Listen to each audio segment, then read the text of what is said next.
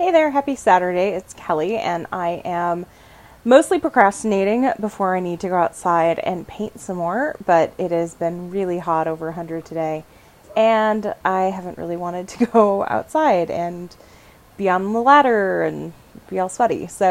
I was actually going through one of my journals and came across this entry from back in March that I thought was interesting enough to share. I had this experience earlier this year where somebody who I followed in their business and interacted with on a few occasions had been posting some things, and when I left a comment that they saw as negative and critical, they deleted the comment and sent me this really nasty email. And it really got me thinking about what we do as entrepreneurs to push away criticism. And I think it's a really surefire way to limit your growth and to really stop yourself from seeing other sides of a situation. And the thing is that if you want to delete everything that isn't like rah, you're amazing in your life, you can do that. You have the power to do that. And I'm not arguing that capacity. It's more of should you. And I think that there's a lot of bullshit here, because there's at some point we decided that saying something that was truthful and honest became unkind and hurtful. That at some point anybody who disagreed with you is a negative hater or somebody who's out to tear you down. And if you're not just constantly cheering people on, then you are somebody that should be limited.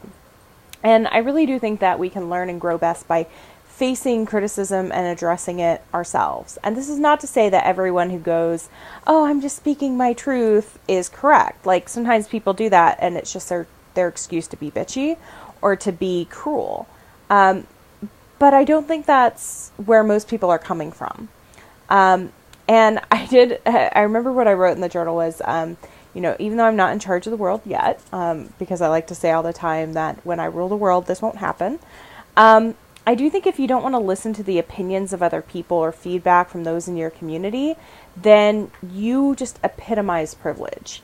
You just want to sit in your bubble and be surrounded by cheerleaders and positive reinforcement and really protect your feelings with bubble wrap, because nobody should say anything mean to you. And if people don't just remind you all the time that you're perfect and amazing and oh my God, so worthy and brilliant, then you don't want to deal with it. And I mean, it's just so mind-blowing to me that people would consciously and deliberately cut off personal growth in that way. And we don't grow by people just fawning all over us. We grow by people telling us where we could do better, where we could be more sensitive, where we could look at the other side of things. And whether or not that changes the way you behave or your underlying action, it's something that you have to take in. I think of artists all the time. I think of, musicians who have to listen to their producer, or actors who are listening to a director. And you don't become the best in your industry, even in creative fields, by saying, whatever, I know best, suck it. It's by listening and adapting. And so, I've deliberately not talked about like how specifically this interaction took place, because I'm not about to like out anyone for their rude behavior. But I do think that you should be looking, if you're an entrepreneur, at your interactions with, for lack of a better word, the public, the community. And ask yourself if you are hiding from criticism or hiding from what you might construe as negativity from somebody else's point of view, and protecting yourself from that as a way to avoid growth. Now, I'll give you two examples here of things that I would consider like a good and a bad way. So a good way to block out some of the kind of like crazy trolling that goes on the internet is to have someone who approves blog comments for you, or is like first line of defense in customer service to answer emails. So if you send out an email and it has the word shit in it, and you get 14 emails back from people saying, oh, dearie me, I cannot believe you swore, like, flinging holy water at you through the internet, it's okay to have your assistant just delete those emails. And okay, those aren't our people. Anyone who responds that like drastically to a curse word doesn't get out much. And they may think it's unprofessional. They may think it's not ladylike or businesslike or whatever, but we just have a disagreement there, and I'm not going to spend my energy justifying it to them. To me, that's a healthy way to set a boundary. Now, let's say that you sent out an email and it had a poor joke, a tasteless joke. And the one I can think of in recent months was somebody who was talking about a phone app, and they said, don't you hate it when you give someone your phone and they take a picture and it looks like it was taken by Michael J. Fox? And it was this weird joke attempting to say, like, because Michael J. Fox has a degenerative disease, his hands are shaky, and it would be a bad photo because of that. And rightfully so, a lot of people wrote back and said that's really inappropriate.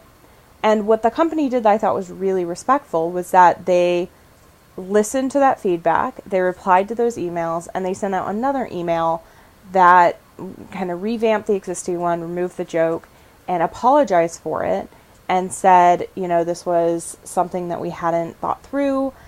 We respect him as a person, as an actor, and we apologize. And then to make amends, decided to donate proceeds from the sale of that app to his foundation.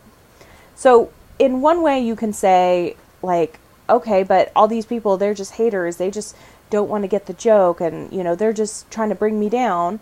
But in this case, I think the business did the right thing by listening to the feedback, addressing it head on, and then adjusting accordingly. Even if they still kind of think it wasn't that big of a deal, it was the right thing to do.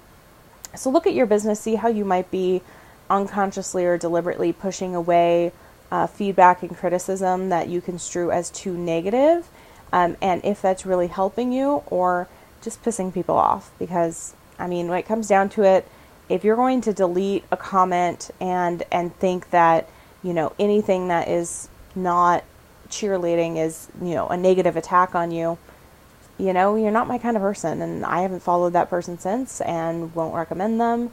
And I think that reputation will get out that, if you want to act like a special snowflake that nobody can say anything slightly honest or, mean to, that's your prerogative. But I think it's a really damaging way to do business.